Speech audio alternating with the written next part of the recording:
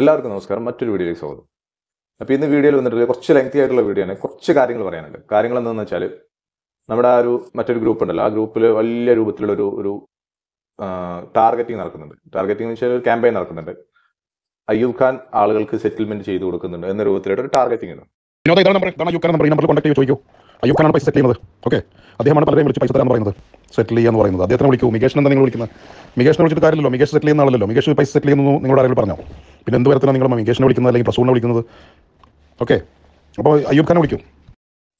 ഞാൻ സത്യം പറഞ്ഞാൽ ഞാൻ ഇത്തരം ആളുകളെ നേരിട്ട് കോൺടാക്ട് ചെയ്തിട്ടുണ്ടായിരുന്നു. എന്താണ് അവരുടെ ആവശ്യങ്ങൾ എന്നറിയാൻ വേണ്ടിയിട്ടും എന്താണ് അവർ ചെയ്തുകൊണ്ടിരിക്കുന്നത് എന്ന രൂപത്തിലുള്ള കാര്യങ്ങളൊക്കെ അറിയാൻ വേണ്ടിയിട്ട് സ്വാഭാവികമായിട്ടുള്ള ഒരു ഇടപെടൽ നടത്തിയിട്ടുണ്ടായിരുന്നു. അത് ഞാൻ ഇടപെടുന്ന ഒരു വ്യക്തി കൂടിയാണ് ഇത്തരം കാര്യങ്ങളിലൊക്കെ.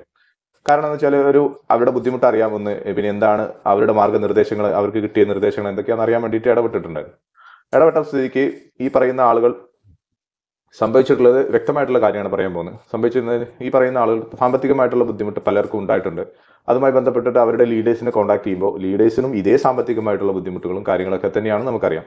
ആ സമയത്തോട്ട് അവർക്ക് പ്രോപ്പർ ആയിട്ടുള്ള ഒരു ഡയറക്ഷൻ കൊടുക്കാൻ പറ്റാത്ത സിറ്റുവേഷനും ഈ പറയുന്ന ആളുകൾക്ക് സാമ്പത്തികമായിട്ടുള്ള ബുദ്ധിമുട്ട് വീണ്ടും വീണ്ടും വർദ്ധിച്ചു വരുന്ന സിറ്റുവേഷനിൽ എന്ത് ചെയ്യുമെന്ന് അറിയാത്ത രൂപത്തിലുള്ള ഒരു ഫ്രസ്ട്രേഷൻ ഉണ്ടാകുന്ന സമയത്തോട്ട് ഈ പറയുന്ന ഗ്രൂപ്പിലോട്ട്, നെഗറ്റീവ് ഗ്രൂപ്പിലോട്ട് ഒരു സുപ്രഭാതത്തിൽ എത്തിച്ചേരുന്ന സമയത്ത് അവിടെ കേൾക്കുന്നത്, നിങ്ങൾ FIR കൊടുത്തു കഴിഞ്ഞാൽ, നിങ്ങൾ കേസ് കൊടുത്തു കഴിഞ്ഞാൽ നിങ്ങൾക്ക് നിങ്ങളുടെ പണം തിരിച്ചു കിട്ടും എന്ന രൂപത്തിലുള്ള മെസ്സേജുകളാണ് അവിടെ കേട്ടുകൊണ്ടിരിക്കുന്നത്. സ്വാഭാവികമായിട്ടും ഉള്ളിലൊരു ഒരു കാര്യം മനസ്സിലാക്കുകയാണ്, കുറച്ച് അവർ പറയുന്നതാണ് ശരി എന്ന രൂപത്തിലോട്ട് വന്നതുകൊണ്ട് കേസ് കൊടുക്കാനുള്ള തയ്യാറെടുപ്പിലേക്ക് അവരെല്ലാം എത്തുമ്പോൾ ഈ ആളുകളെ ടാർഗറ്റ് ചെയ്തുകൊണ്ടാണ് പിന്നീട് അവരുടെ പ്ലാനിങ്ങുകളൊക്കെ നടക്കുന്നത്. കാരണം കൂടുതൽ FIRകൾ കളക്ട് ചെയ്ത് കഴിഞ്ഞാൽ കൂടുതൽ ഈ ഒരു കേസിന്റെ ആഘാതം കൂടും. ഈ കമ്പനിക്ക് തിരിച്ചു വരാൻ പറ്റാത്ത രൂപത്തിലുള്ള ഒരു സ്ഥിതിഗതി ഉണ്ടാവുമെന്ന് അവർക്കറിയാം.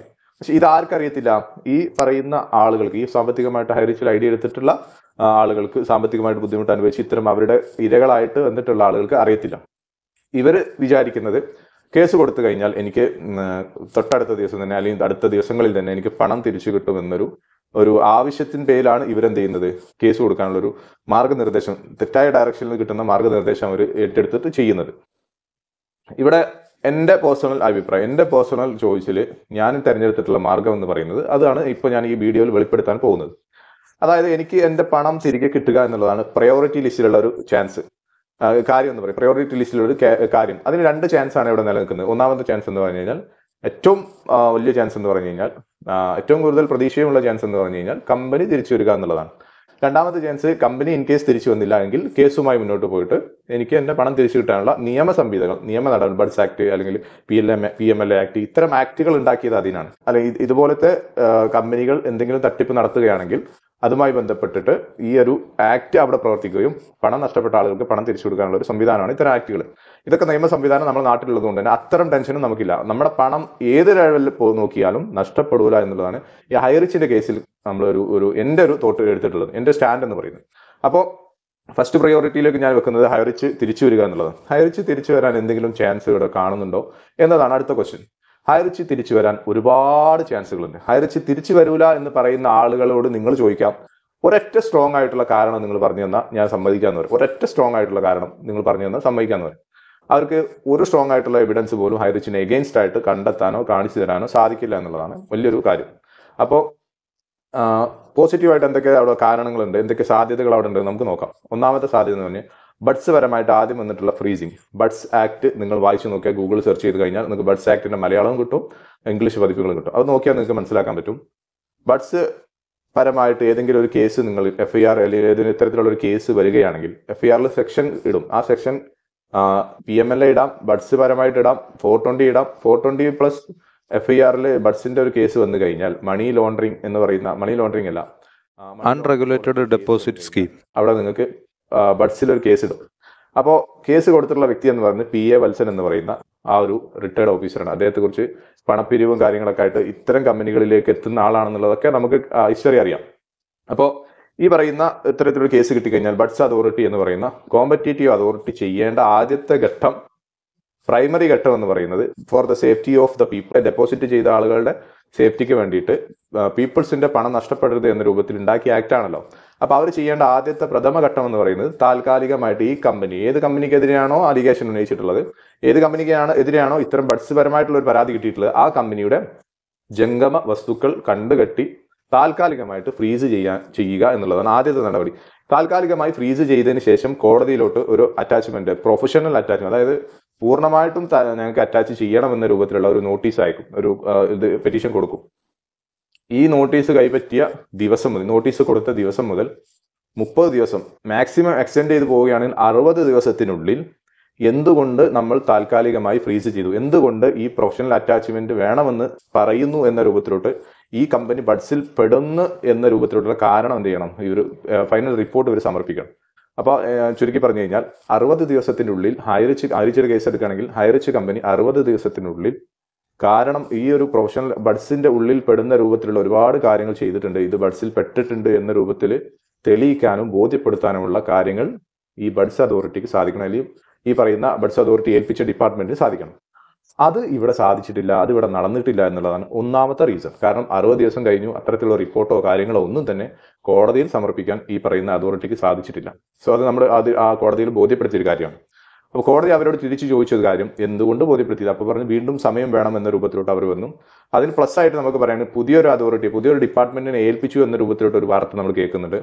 അപ്പോൾ ആ വാർത്തയും നമുക്ക് എന്താണ്, ഇതുവരെ അന്വേഷിച്ച അന്വേഷണങ്ങളിൽ ഒന്നും കണ്ടെത്താൻ സാധിക്കാത്തതിന്റെ പേരിലാണല്ലോ പുതിയൊരു ഡിപ്പാർട്ട്മെന്റ് ഏൽപ്പിക്കുന്നത്.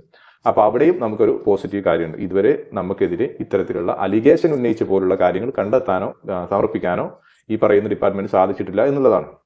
അവിടെ ഇനി മറ്റൊരു കാര്യം, അപ്പോൾ ഈ താൽക്കാലികമായിട്ടുള്ള ഫ്രീസിംഗ് നീക്കാനുള്ള നടപടിയിലേക്ക് കോടതിക്ക് തീരുമാനമെടുക്കാം. ബഹുമാനപ്പെട്ട കോടതി വളരെ നീതിപരമായിട്ട് എല്ലാ കാര്യങ്ങളും നോക്കിക്കാണുന്നൊരു സംവിധാനമാണ്. നമുക്കറിയാം ഒരുപാട് ജനങ്ങൾ അതുമായി ബന്ധപ്പെട്ടിട്ടുണ്ട്, പിന്നെ ഈ കമ്പനി അതുമായിട്ട് ബുദ്ധിമുട്ടുണ്ട്. അത്തരത്തിലൊക്കെ നോക്കി കാണുമ്പോൾ ഏതെങ്കിലും ഒരാൾ, ആ ആളുടെ ഡിഗ്നിറ്റി നോക്കുകയാണെങ്കിൽ, ഹിസ്റ്ററി എടുത്ത് നോക്കുകയാണെങ്കിൽ തന്നെ പക്ക ആ ലെവലിൽ പോയിരുന്ന ഒരാൾ ഒരു പരാതി കൊടുത്തതിന്റെ പേരിൽ ഇത്രയും ദിവസം ഈ കമ്പനി ബുദ്ധിമുട്ടും കാര്യങ്ങളായി, ഇത്രയും ആളുകൾ അതുമായി ബന്ധപ്പെട്ട് ബുദ്ധിമുട്ടുണ്ടാക്കി, ഇനിയൊരു താൽക്കാലിക ഫ്രീസിംഗ് എന്നുള്ളത് മാറ്റിയിട്ട് അന്വേഷണത്തിന്റെ വഴിക്ക് പോട്ടെ, ഇവർക്ക് സംവിധാനങ്ങൾ പുനഃസ്ഥാപിക്കാനുള്ള ഒരു നിയമ നടപടി എടുക്കുമെന്നുള്ള ഒരു പ്രതീക്ഷയിലാണ് നമ്മളെല്ലാവരും കാത്തിരിക്കുന്നത്. അപ്പോൾ അതാണ് ബഡ്സ് പരമായിട്ട് പറയുകയാണെങ്കിൽ പറയാനുള്ളത്. പിന്നെയുള്ളത് EDയുടെ ഒരു അന്വേഷണവുമായി ബന്ധപ്പെട്ടിട്ട് ഒരു കാര്യമുണ്ടത്. നമുക്ക് ഹൈറിച്ചിനെതിരെ അലക്കരെ കൊടുത്തുള്ള ഒരു പരാതി ഹവാലയുമായി ബന്ധപ്പെട്ട്, ഹവാല പണം കടത്തിയിട്ടുണ്ടെന്ന രൂപത്തിലുള്ള ഒരു പരാതി കൊടുത്തു, പ്ലസ് 2 FIRകൾ നമ്മൾക്കെതിരെ വന്നു എന്നുള്ളതുമാണ് ED എടുത്തിട്ടുള്ള മുഖവില എന്ന് പറയും. അപ്പൊ അന്വേഷണത്തിൽ ഹവാല കണ്ടെത്തിയിരുന്നെങ്കിൽ, ഹവാല ഇവർ നടത്തിയിരുന്നെങ്കിൽ, കള്ളപ്പണം ഇവർ വെളുപ്പിക്കാൻ നോക്കിയിട്ടുണ്ടായിരുന്നെങ്കിൽ, ഈ പറയുന്ന നമ്മൾ പിന്നീട് ഒരു പെറ്റീഷൻ കൊടുക്കുകയാണ്, ഹൈക്കോടതിയിൽ ഒരു പെറ്റീഷൻ കൊടുത്തു. ഈ പെറ്റീഷനിൽ നമ്മൾ പറയുന്നത് താൽക്കാലികമായിട്ടുള്ള ഫ്രീസിങ് ഞങ്ങൾക്ക് മാറ്റിത്തരണം, ഞങ്ങൾക്ക് സൗകര്യവിഹാരം നടത്താനുള്ള ഒരു സംവിധാനം ഒരുക്കി തരണം, FIRകൾ പറഞ്ഞ പോലുള്ള എമൗണ്ട് അവിടെ ഫ്രീസ് ചെയ്ത് വെച്ചുകൊണ്ട് ബാക്കി എമൗണ്ട് ഞങ്ങൾക്ക് തരണം എന്ന രൂപത്തിലോട്ടാണ് ഈ പറയുന്ന നമ്മൾ വാദിച്ചിട്ടുള്ളത്. അവിടെ നമ്മൾ ഹവാല നടത്തിയിട്ടെന്നുള്ള തെളിവ് ഉണ്ടായിരുന്നെങ്കിൽ, അല്ലെങ്കിൽ നമ്മൾ അത്തരത്തിലുള്ള പരാതിയുമായി ഉന്നയിച്ചിട്ടുള്ള പോലത്തെ ഒരു കാര്യം നടത്തിയിട്ടുണ്ടായിരുന്നെങ്കിൽ, അത് വാദിച്ചുകൊണ്ട് നമുക്കെതിരെ അഗെയിൻസ്റ്റ് ആയിട്ട് അവിടെ നമ്മുടെ കേസ് അവിടെ ക്ലോസ് ചെയ്ത് നമുക്ക് അഗെയിൻസ്റ്റ് ആയിട്ട് നമ്മുടെ പെർമനന്റ് ഫ്രീസിംഗിലോട്ട് പോകാൻ മതി, അല്ലെങ്കിൽ അത് അവിടെ വാദിക്കാൻ മതി. അപ്പൊ അത്തരം ഒരു വാദങ്ങളും നമ്മൾ അവിടെ കണ്ടില്ല. അവർ വാദിച്ചത് കൂടുതൽ FIRകൾ ഇനിയും വരാനുണ്ട്. അപ്പോൾ ജഡ്ജി അദ്ദേഹം ചോദിച്ചു, FIRകൾ ഇനി വരുന്നവർക്ക് നിങ്ങൾക്ക് ഇനി വന്നില്ലെങ്കിലോ എന്ന് കൂടി അവർ ചോദ്യം ചോദിച്ചു. ഇനി വരുന്നവർക്ക് നിങ്ങൾക്ക് അതുമായി മുന്നോട്ട് പോകാം, ഇപ്പോൾ ഈ ഒരു കാര്യത്തിൽ നിങ്ങൾ ഇവരുടെ കാര്യം കൺസിഡർ ചെയ്യണം എന്ന രൂപത്തിലുള്ള ഒരു ജഡ്ജ്മെന്റ് ആണ് നമുക്ക് അവസാനം കിട്ടിയത്. അവിടെയും കൺസിഡറേഷനാണ് നമുക്ക് കിട്ടില്ല. ഒരു കാര്യത്തിൽ ഒരു കൺസിഡറേഷൻ കിട്ടുക എന്ന് പറഞ്ഞാൽ അതൊരു പോസിറ്റീവ് ന്യൂസാണ്. അപ്പോൾ ആ രൂപത്തിലുള്ള കാര്യങ്ങൾ EDയുടെ ഭാഗത്ത് നമുക്ക് നടന്നു. ഇനി നമ്മൾ EDക്ക് റിപ്പോർട്ടും കാര്യങ്ങളൊക്കെ കൊടുക്കും, നമ്മുടേതായിട്ടുള്ള ഇതേ ആവശ്യം ഉന്നയിച്ചുകൊണ്ട് EDക്ക് റിപ്പോർട്ട് കൊടുക്കുമ്പോൾ അതുമായി ബന്ധപ്പെട്ട് അവരെന്താണ് തീരുമാനം എടുക്കുന്നത് മാത്രമാണ് നമുക്ക് ഇനി നോക്കി കാണാനുള്ളത്. അത് നമുക്ക് വളരെ കാത്തിരുന്ന് കാണാൻ പറ്റുന്ന കാര്യമാണ്. അവരുടേതായിട്ടുള്ള വിവേചനാധികാരമാണ്. അവർക്ക് എന്തെങ്കിലും കണ്ടെത്തലുകൾ കൂടുതൽ കണ്ടെത്തിയിട്ടുണ്ടെങ്കിൽ അത് സമർപ്പിക്കാം, അതുമായി ബന്ധപ്പെട്ടിട്ട് ഒരു തീർപ്പ് അവർക്ക് കൽപ്പിക്കാം. അപ്പോൾ ഈ അഡ്ജുക്കേറ്റിംഗ് അതോറിറ്റിയുടെ മുന്നിലെത്തുന്ന FIRകളിൽ മുന്നിലെത്തിയിട്ടുള്ള FIRകൾ പരിശോധിച്ചാൽ 33,000 രൂപയുടെ ഒരു കണക്ക് മാത്രമാണ് അവിടെ കാണുന്നത്. ആ ഒരു FIRകളിൽ തന്നെ ഒരുപാട് പ്രശ്നങ്ങൾ നിലനിൽക്കുന്നത് കൊണ്ട് അവിടെയും നമുക്കൊരു പോസിറ്റീവായിട്ടുള്ള വിഷയങ്ങളുണ്ട് എന്നുള്ളത് മനസ്സിലാക്കുക. അപ്പോൾ ഇത്തരം പോസിറ്റീവായിട്ട് നിൽക്കുന്ന ഒരു സാഹചര്യത്തിൽ നമ്മളൊരു കേസ്, എൻ്റെ പണം തിരിച്ചു കിട്ടണമെന്നൊരു കേസ് കൊടുത്തു കഴിഞ്ഞാൽ ആ കേസ് 420 പ്രകാരമാണെങ്കിൽ അത് നിലനിൽക്കാൻ സാധ്യത വളരെ കുറവാണ്. കാരണം എന്താണെന്ന് വെച്ചാൽ എനിക്ക് ഇത്രയും കാലം കമ്പനി പണം തന്നിട്ടുണ്ടായിരുന്നു, ഈ ഫ്രീസിങ്ങിന് ശേഷമാണ് അവിടെ കമ്പനിയുടെ മിസ്റ്റേക്ക് കൊണ്ടല്ല, ഈ ഫ്രീസിംഗ് എന്ന് പറയുന്ന ഒരു സംവിധാനം താൽക്കാലിക ഫ്രീസിംഗ് ചെയ്തതിന് ശേഷമാണ് ഇവിടെ ഈ ഒരു പ്രശ്നം എനിക്ക് പണം കിട്ടാതിരിക്കുന്നത്.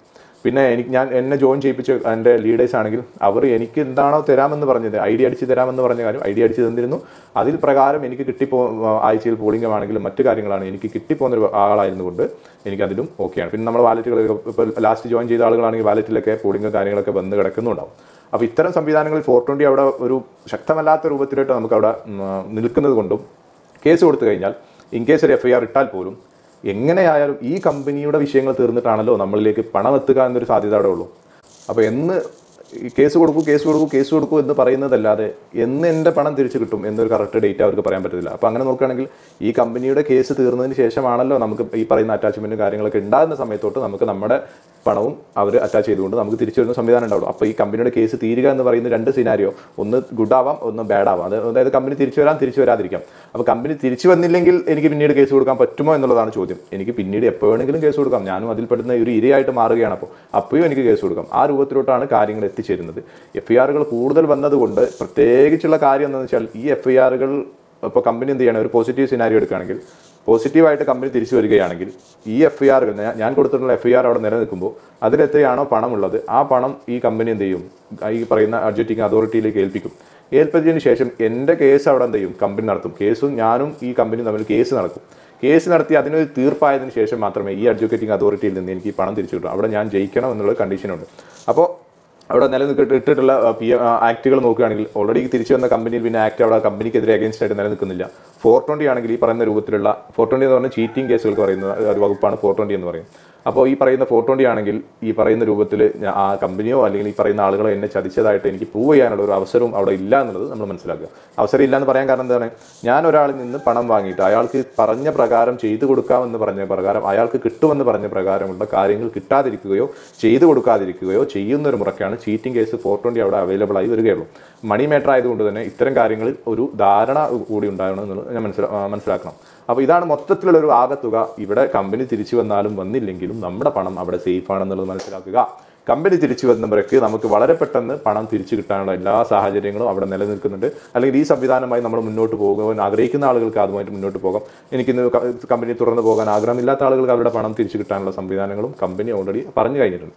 അപ്പോൾ ഈ ഒരു വിഷയത്തിൽ ഉണ്ടായിട്ടുള്ള ദൂരീകരണം, അല്ലെങ്കിൽ തെറ്റിദ്ധരിപ്പിക്കപ്പെടുന്ന ഒരു വിഷയമായതുകൊണ്ട് തന്നെ എനിക്ക് പണം തിരിച്ചു കിട്ടാനുള്ള എല്ലാ മാർഗവും ഇവിടെ നിലനിൽക്കുന്നുണ്ട്. എടുത്തു ചാടി ഞാൻ എന്തെങ്കിലും ചെയ്തു കഴിഞ്ഞാൽ കമ്പനി തിരിച്ചു വന്നാലും എൻ്റെ കേസ് കഴിഞ്ഞാലാണ് എനിക്ക് പണം തിരിച്ചു കിട്ടുള്ളൂ. മറ്റുള്ളവർക്കെല്ലാം കിട്ടിയിട്ടുണ്ടാവും, അപ്പോഴും എനിക്ക് കിട്ടാനുള്ള സാഹചര്യം ഞാൻ തടസ്സപ്പെടുത്തും. നേരെ മറിച്ച് കമ്പനി ഒരു തീർപ്പെത്തി കമ്പനിക്കെതിരെ അലിഗേഷൻ ഉന്നയിച്ചത് വളരെ കറക്റ്റാണെന്ന് ബോധിപ്പിക്കപ്പെട്ടാൽ, അല്ലെങ്കിൽ കമ്പനി തട്ടിപ്പാണെന്ന് ബോധിപ്പിക്കപ്പെട്ട് കോടതിയിൽ നിന്ന് തീർപ്പ് വന്നാൽ തീർച്ചയായിട്ടും നെക്സ്റ്റ് ഡേ എനിക്ക് കംപ്ലയിൻറ്റ് കൊടുക്കാം. അതുമായി ബന്ധപ്പെട്ടിട്ട് ഈ പറയുന്ന രൂപത്തിലിട്ട് എനിക്ക് എൻ്റെ പണം തിരിച്ചു കിട്ടാനുള്ള എല്ലാ നിയമ സംവിധാനവും ഇവിടെ നമ്മുടെ നാട്ടിൽ നിലനിൽക്കുന്നുണ്ട്. അത് നിങ്ങൾക്ക് വേണമെങ്കിൽ തെളിവിനായിട്ട് അവരുടെ ആൾ തന്നെ പറയുന്ന ഒരു വോയിസ് വേണമെങ്കിൽ കേൾപ്പിച്ചു തരാം. ബഡ്സ്പരമായിട്ട് പറയുന്ന ഒരു വോയിസ് വേണമെങ്കിൽ ഞാൻ ഇതിൻ്റെ കൂടെ കേൾപ്പിച്ചു തരാം.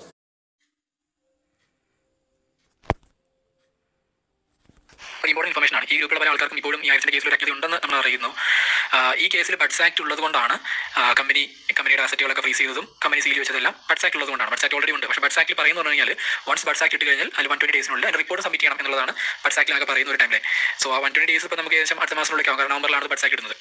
പിന്നെ ഈ കേസിൽ അടുത്തതിന് ശേഷം എൻ്റെ റവന്യൂ റിക്കവറി എങ്ങനെയാണ്, റവന്യൂ റിക്കവറിയുടെ ടൈം പീരീഡ് എങ്ങനെയാണ്, എത്രത്തോളം ആൾക്കാരെ ഇപ്പോൾ കേസ് കൊടുക്കണം, ഇങ്ങനത്തെ കാര്യങ്ങളൊന്നും ബഡ്സ് ആക്ടിൽ പറയുന്നില്ല. അപ്പോൾ ഇതിനെപ്പറ്റി കൂടുതൽ അറിയാൻ വേണ്ടിയിട്ട് ഇങ്ങനെ എന്തെങ്കിലും ടൈം ലൈൻസ് ഉണ്ടോ എന്ന് അറിയാൻ വേണ്ടിയിട്ട് നമ്മൾ കഴിഞ്ഞ കുറച്ച് ദിവസമായിട്ട് ട്രൈ ചെയ്യുന്നതായിരുന്നു. അതിൽ നമ്മൾ സഞ്ജയ് കോൾ സാറിൻ്റെ ഓഫീസോട് വിളിച്ച് അന്വേഷിച്ചിരുന്നു. ബട്ട് നമുക്കവിടെ കിട്ടിയില്ല. അതിനുശേഷം കേരളത്തിൽ വിവിധ കളക്ടർമാരെ നമ്മൾ വിളിച്ച് അന്വേഷിച്ചു. അവർക്ക് ഇതിനെപ്പറ്റി ധാരണയില്ല. കാരണം നമ്മൾ റീസെൻ്റ്ലി വന്നിട്ടുള്ള ഒരു നിയമമാണ്. അതിൽ തന്നെ ഈ പല കളക്ടർമാരും പറഞ്ഞത് റവന്യൂ റിക്കവറിയിൽ വിളിച്ച് അന്വേഷിച്ചാൽ നിങ്ങൾക്ക് അതിനെപ്പറ്റി അറിയാൻ പറ്റുമെന്നാണ്. പക്ഷേ റവന്യൂ റിക്കവറിയിലും അവർക്ക് അതിനെപ്പറ്റി വലിയൊരു ഐഡിയ ഒന്നും ഉണ്ടായിരുന്നില്ല. പിന്നെ ഒരു റവന്യൂ റിക്കവറി ഓഫീസ് നമുക്ക് കിട്ടിയെന്ന് പറഞ്ഞാൽ അവരുടെ കയ്യിൽ ഓൾറെഡി നിൽക്കുന്ന ഒരു ബഡ്സ് കേസ് ഉണ്ട്. അപ്പോൾ അത് കൊണ്ടുവന്നിരിക്കുന്നത് കാലിക്കറ്റ് ക്രൈംബ്രാഞ്ചാണ്, എക്കണോമിക് ഒഫൻസ് വിങ്. അപ്പോൾ അവിടുത്തെ ഒരു ഓഫീസറുടെ നമ്പർ നമുക്ക് അവർ കൈമാറി. നമുക്ക് അദ്ദേഹത്തെ വിളിച്ച് അന്വേഷിച്ചപ്പോൾ അദ്ദേഹം പറഞ്ഞാൽ അല്ലെങ്കിൽ ടൈം പീരീഡ്സ് ഒന്നും ഇല്ല കേസ് കൊടുക്കാൻ എന്നുള്ളതാണ് പുള്ളി പറഞ്ഞത്. അപ്പോൾ നിങ്ങൾക്ക് വേണമെന്നുണ്ടെങ്കിൽ ഇന്ന് കേസ് കൊടുക്കാം, നാളെ കേസ് കൊടുക്കാം, ഒരു വർഷം കഴിഞ്ഞ് വേണമെങ്കിലും കേസ് കൊടുക്കാം. അപ്പോൾ നിങ്ങൾ എന്തുകൊണ്ട് കേസ് കൊടുക്കാൻ വൈകി എന്നുള്ളതിൻ്റെ റീസൺ കാണിച്ചാൽ മതി. അപ്പോൾ നമ്മൾ ഈ കമ്പനി തിരിച്ച് വരാൻ വേണ്ടി വെയിറ്റ് ചെയ്യായിരുന്നു എന്ന് നമ്മൾ കാരണം കാണിച്ചു കഴിഞ്ഞാൽ ഓക്കെ, ആ ഒരു റീസൺ അവിടെ ആക്സെപ്റ്റബിൾ ആണ് എന്നാണ് പുള്ളി പറഞ്ഞത്. ബട്ട് ഇത് അദ്ദേഹത്തിൻ്റെ ഒഫീഷ്യൽ സ്റ്റേറ്റ്മെന്റ് ആയിട്ട് പറയുന്നതല്ല. അപ്പോൾ വർഷങ്ങളോളം കഴിഞ്ഞാലും ഈ രൂപത്തിലുള്ള കേസ് കൊടുത്താൽ എന്തുകൊണ്ട് നേരത്തെ കൊടുത്തില്ല എന്നുള്ളത് കാര്യം മാത്രം ബോധിപ്പിച്ച് കൊടുത്താൽ മതി എന്നാണ് അദ്ദേഹം പറയുന്നത്. അപ്പോൾ ഇത്തരത്തിലാണ് മൊത്തത്തിലുള്ള കാര്യങ്ങൾ. ഞാൻ ഇടപെടുന്ന കാര്യങ്ങളിൽ ഒരു മാനസിക പരിഗണന വെച്ചുകൊണ്ട് അവരുടെ കാര്യങ്ങൾ കേൾക്കുക, എന്തെങ്കിലും എന്നെക്കൊണ്ട് സഹായം ചെയ്തു കൊടുക്കാൻ പറ്റുന്ന കാര്യങ്ങളാണ് ഞാൻ ചെയ്തു കൊടുക്കാറുണ്ട്. അത് എൻ്റെ പേഴ്സണൽ കാര്യങ്ങളാണ്. ഞാൻ ഒരാൾക്ക് ഹെൽപ്പ് ചെയ്യണോ ചെയ്യേണ്ടതെന്നുള്ളത് എൻ്റെ പേഴ്സണൽ കാര്യങ്ങളാണ്. അത് കമ്പനിയുമായിട്ടോ മറ്റു രൂപത്തിലോ അത് കണക്റ്റഡ് അല്ല എന്നുള്ളതും എല്ലാവരും മനസ്സിലാക്കുക.